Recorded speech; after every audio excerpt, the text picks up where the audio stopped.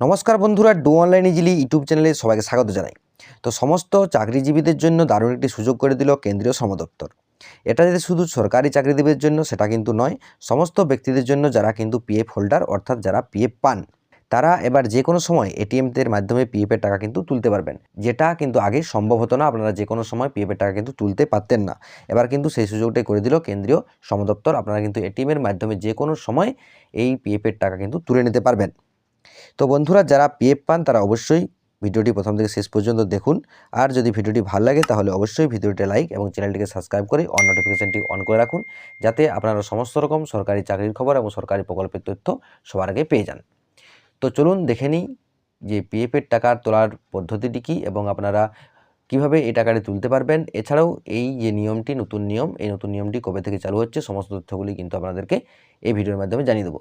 তো চলুন দেখে নেওয়া যাবে পুরো তথ্যটি। তো দেখুন, এখানে বলা হয়েছে কদিন ধরেই এই খবরটি নিয়ে চলছিল জল্পনা, অবশেষে তাদের সিলমোহর দিল শ্রমমন্ত্রক।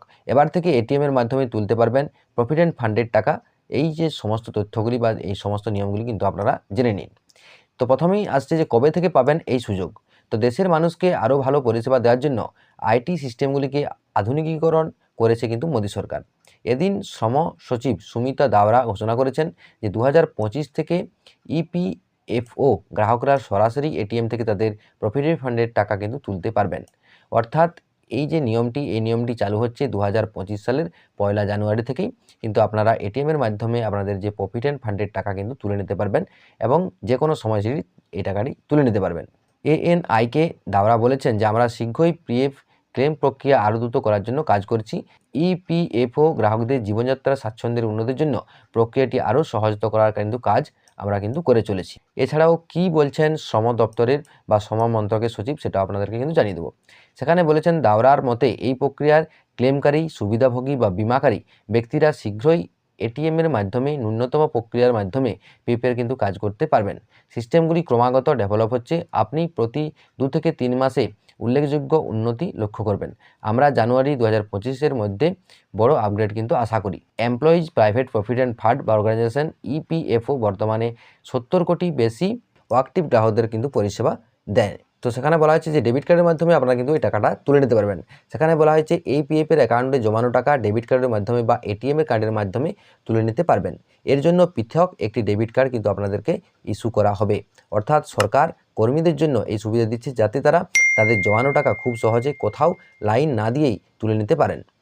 এই এটিএমের মাধ্যমে মোট জমানো টাকার 50% তুলে নেওয়া যাবে।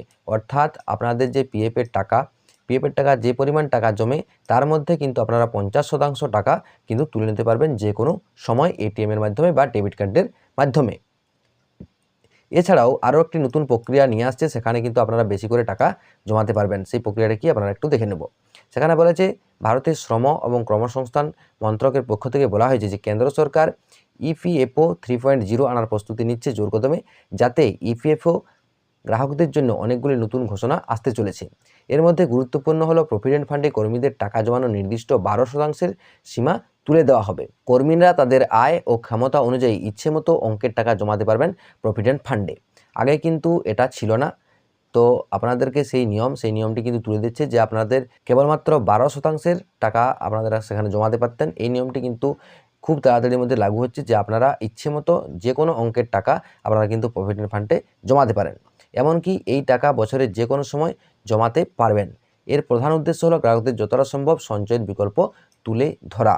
তো এই ছিল কেন্দ্রীয় শ্রমমন্ত্রকের এই একটি নতুন নিয়ম। এই নতুন নিয়মের মাধ্যমে আপনারা কিন্তু যে প্রভিডেন্ট ফান্ডের টাকা তার 50% কিন্তু এটিএমের মাধ্যমে বা ডেবিট কার্ডের মাধ্যমে আপনারা তুলে নিতে পারবেন।